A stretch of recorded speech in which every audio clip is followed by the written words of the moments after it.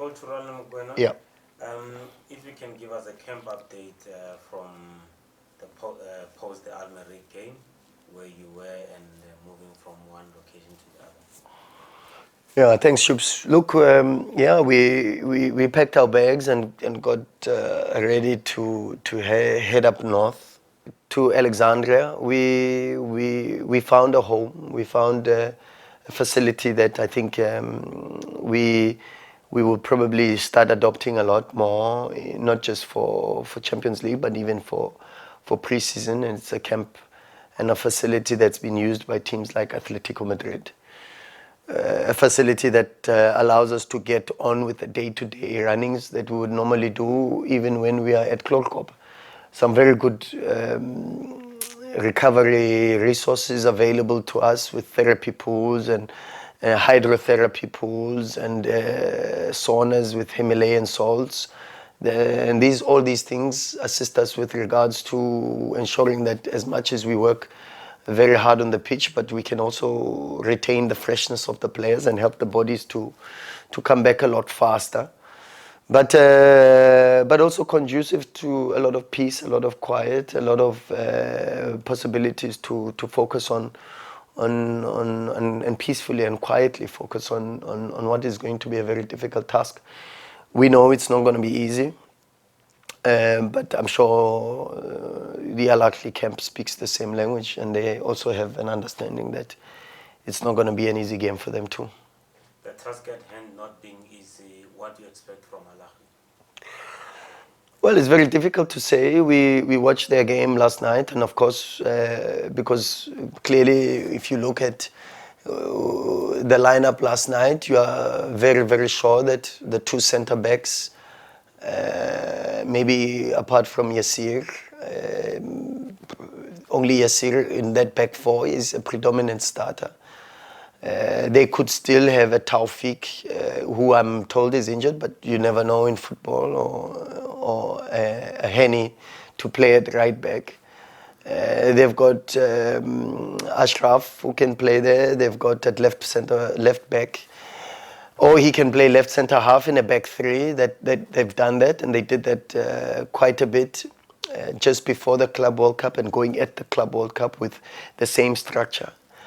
They were very aggressive in the Club World Cup once they were 1-0 down, and in particular the game against Palmeiras when they started with the back three, but they made changes, not through the personnel, but through moving certain players within the structure and going into a back four, and a back four that still had a very aggressive and a very narrow midfield, which is something that is consistent as a feature, whether it's a back three or a back four. But you know that there's a Dieng as an 8 or as a 6, regardless of the structure.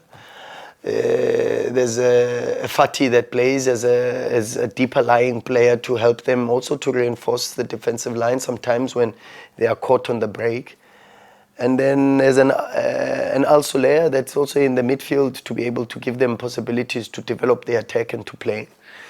But then, of course, in the forward line, whether it is a front three that is very aggressive with wide players, or it's a front three that has 2 10s and one leading on top, whether it's Sharif to look for the space behind, whether it's Hassan, the number 9, who drops in between the lines and helps with regards to establishing the play, you have the same sort of possibilities where the predominant feature is the ball behind the defensive line. But yeah, we are prepared. We are prepared. We know that where they are strong. We've watched their games. We know that in games like this, preparation probably also becomes an invisible match, if you want to put it like that, because for sure, clearly, there'll be a lot of work that goes into preparing for us from the other side. And sometimes with the universe, you've got to also put yourself in a position where the universe can think about you when it thinks about who to favor. Because the only language the universe understands is the language of work ethic. And if you don't put yourself in that space, sometimes you lose the game because of small margins, having been on the opposite side of fortune. So we want to be as much as possible in a space where we are in a bit of control of our destiny, although in this game of football it becomes very, very difficult. You want to be able to put yourself in saying there's no detail that you've missed, there's no corner kick that you haven't seen, there's no goal kick that you haven't seen, unless it is something that has been prepared over the last 2 days. And it's very difficult because with a game midweek, with a recovery day the next following day, and possibly only a match day -1, how much work have they done to come up with new things? So we try to make sure that we are in that space where we don't leave ourselves surprised by what we should expect. And with regards to the players being away from home for the past 10 days and in Egypt for the 7 days, do you think they've acclimatized? They feel at home? Yeah, well, look, at the end of the day, what's important is we know when you sign up for Sundowns, one of the most important acceptance factors is that you're going to spend a lot of time away from home. And our players know that. The good thing is we've got a change room now full of players that are used to that, are very familiar with that. And also whose families are very familiar with that, because part two, you being away, is the last thing you need is regular phone calls, providing disturbances about what is happening back home.